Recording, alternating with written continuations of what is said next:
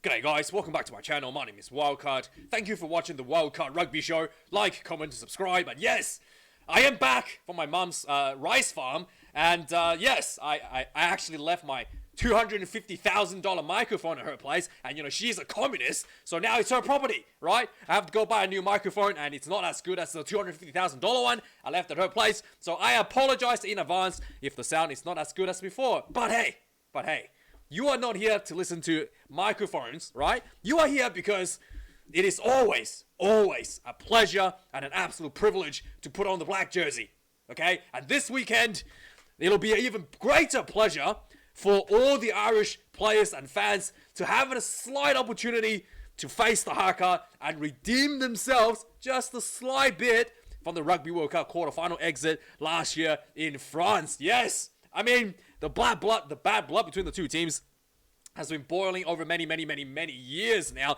This actually goes all the way back to, you know, not just you know, the Johnny Sexton incident. This actually goes all the way back to when Ireland beat New Zealand in the first time ever in New Zealand, where Peter Romani called Sam Kang a shit version of Richie McCaw. Yeah, that all kind of started, the bad blood already started boiling over from all the way back then, and then that led into the grudge match at the Rugby World Cup quarterfinal, where Ireland unfortunately was eliminated by the All Blacks, which resulted in Mr. Rico Ioane telling Johnny Sexton to not miss the flight home tomorrow, and he called him a can't say that word on YouTube, but hey, you know what I mean. So it's just one of those things that Johnny wasn't very happy. You know, he was, you know, I thought, you know, Johnny is, just regardless of what people say about his attitudes and everything, I think still he's one of the greatest, if not the greatest Irish player ever. I really like Johnny, so I don't care what people say about, you know, his demeanor, about his mannerism towards the referee and all that. I still think he's an absolute magnificent player. He's one of the few players, believe it or not, in my opinion, in the history of entire Ireland rugby, who left the team, left the jersey at a better place than when he put it on. Okay, he left the team absolutely on the top of the world. He brought out the next generation of players. There was one point when Andy Farrell took over early. When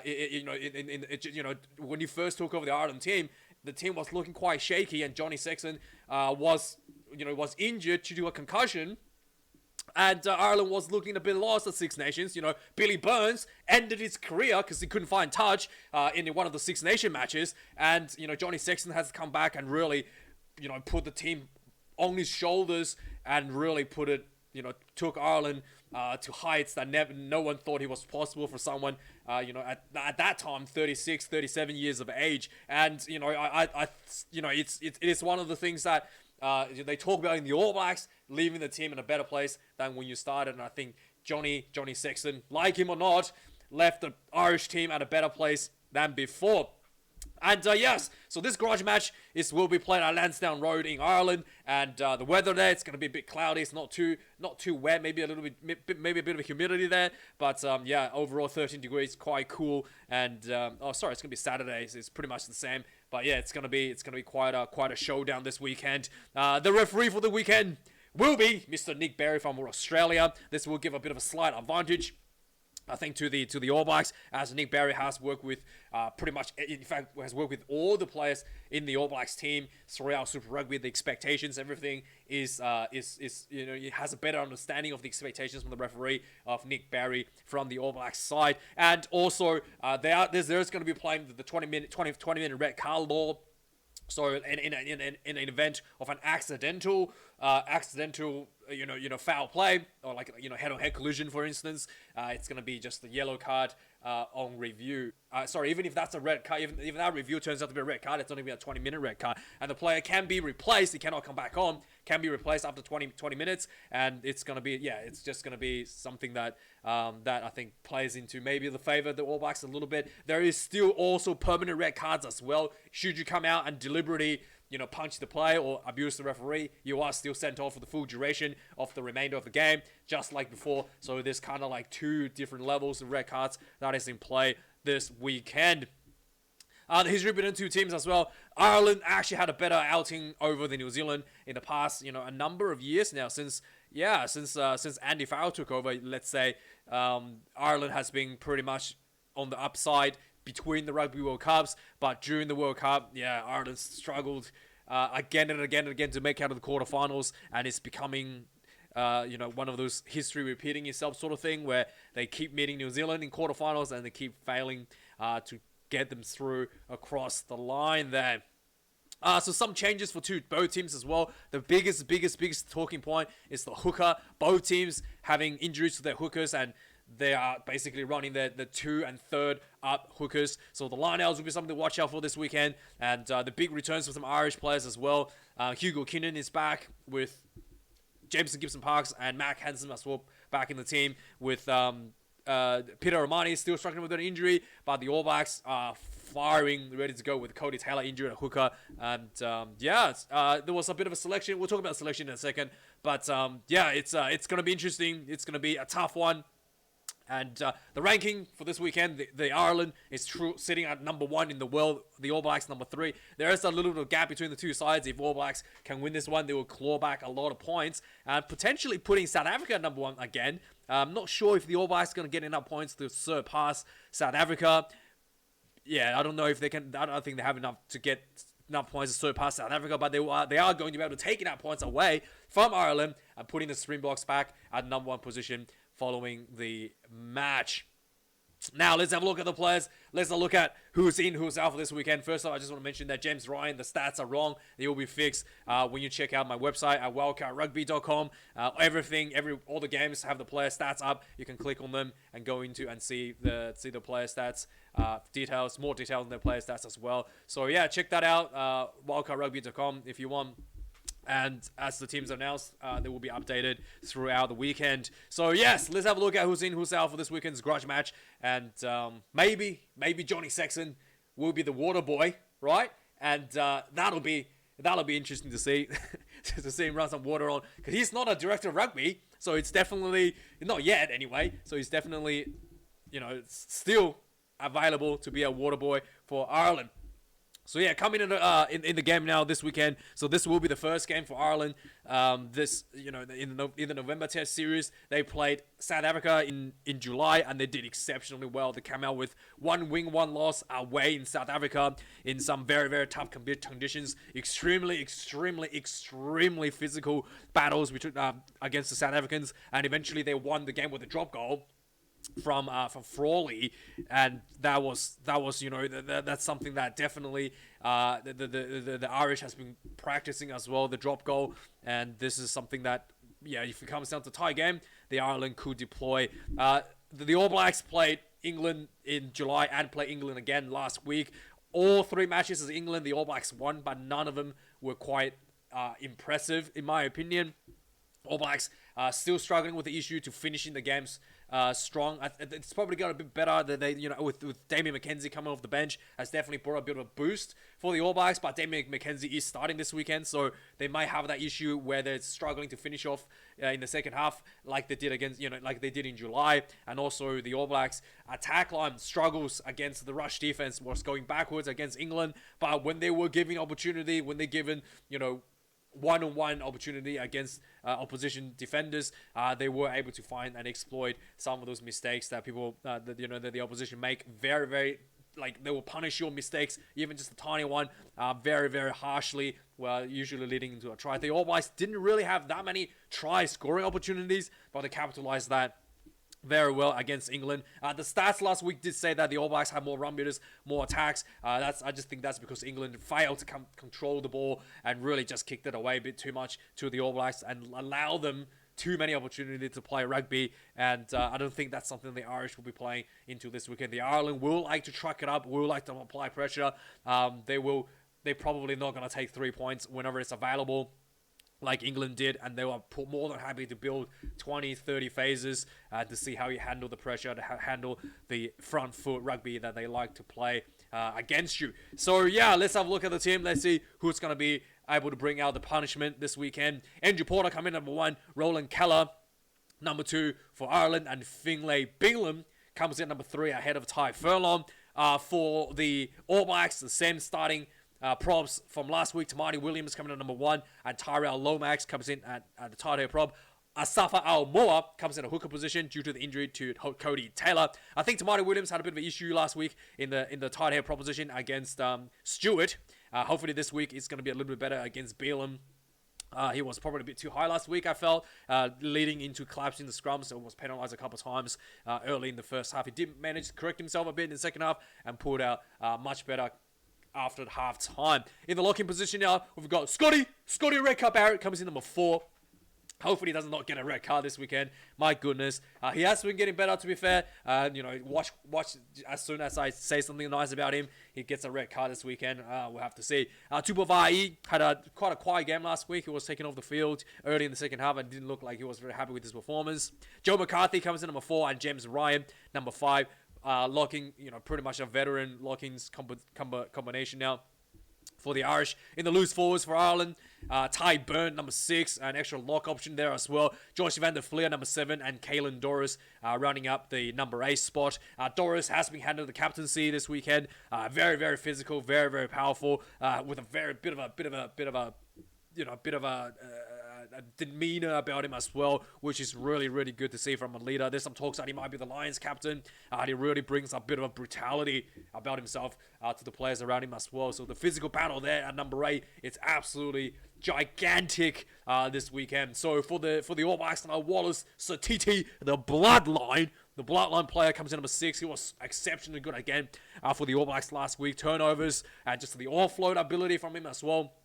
When he finds a bit of a crack, he will punish you and setting up opportunities for his teammates. Coming number 7, Sam Cane in the open side position, and finally Adi Savea will be holding that number 8 jersey for the All Blacks to face against Caelan Doris. Coming in number 9, returning Jameson Gibson-Parks for Ireland. Jack Crowley, number 10, the 2 combinations, the youngster. Next to the veteran nowadays, the 9-10 combination for Ireland. It'd be interesting to see who's going to be the key decision maker here. I think Crowley is. Crowley is. Sometimes Crowley is actually quite good. Sometimes sometimes Gibson Parks likes to take the way they kind of play in Leinster. Gibson Parks kind of makes a bit more decision making from the 9, but I think Crowley, obviously plays for a different team, plays for Munster. He's going to be probably taking the more the playmaking out of the 10 jersey himself. For the All Blacks now, Cortez Ratama, number 9, Damien McKenzie, number 10. I was a little bit surprised that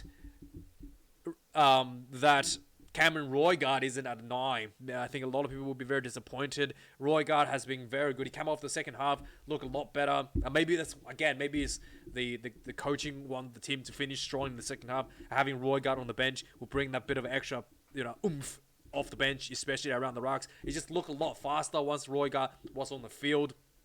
And the All Blacks were actually going forward a bit more consistently with Roygard on the field. I just think that Cortez Ratama is a little bit too slow around the breakdowns, and he's not able to get the ball out cleanly and continue that momentum. But Cortez Ratama and Damien McKenzie are teammates at the Chiefs, so maybe that's something that they were looking at to try to get the old Chiefs combination 9 and 10. But yeah, I mean this is a little bit.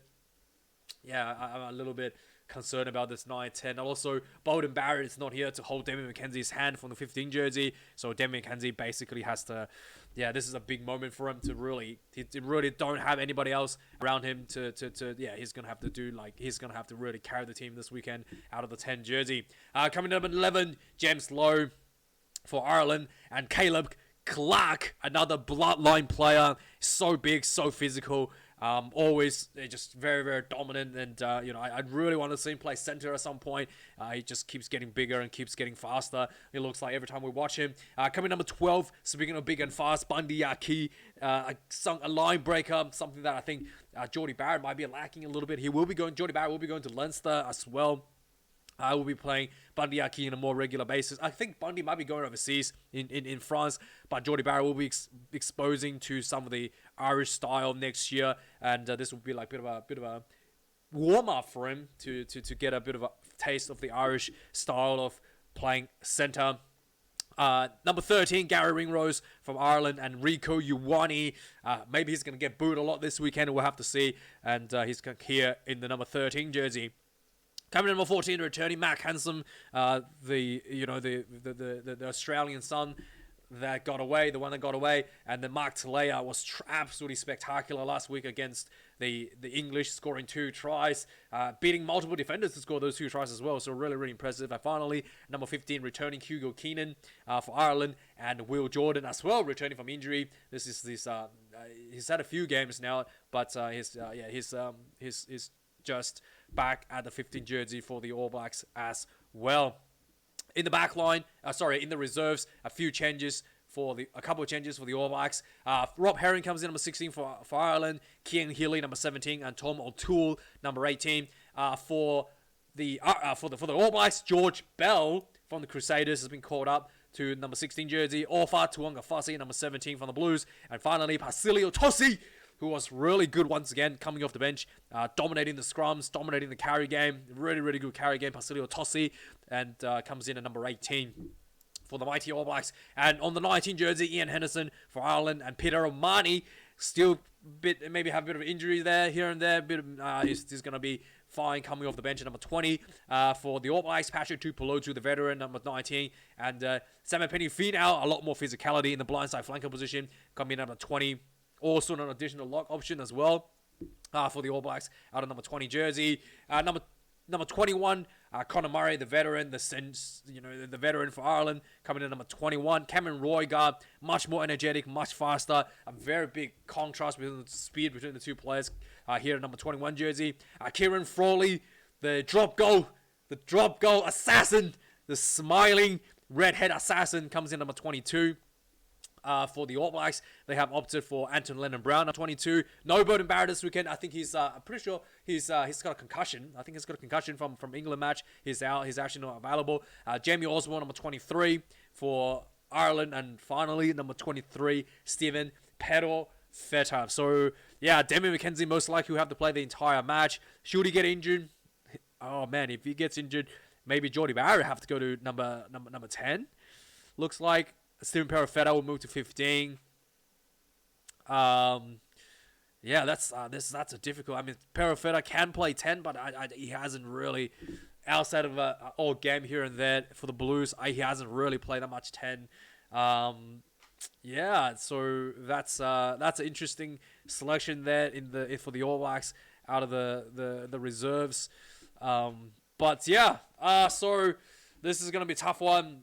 Aviva Stadium, Lansdowne Road. My predictions, I really, really hope the All Blacks win by 1. Let's say 16 points to 15. Okay, I just really want the All Blacks to carry on building towards a stronger side. They have been transitioning from a new coach, and with a lot of the veteran players retiring. I really hope that the All Blacks keep going towards positively towards the future. I mean, Ireland, they're a great team. They're a strong team. They already beat South Africa in South Africa. I think that's enough for them this year, right? That's enough for them this year. 16 points to 15 to the mighty All Blacks. Let me know your thoughts. Thanks for watching. Like, comment, subscribe, and I'll see you guys a bit later. There's a lot of news as well. I've got to catch up, so I'll see you guys a bit later for another video. Cheers.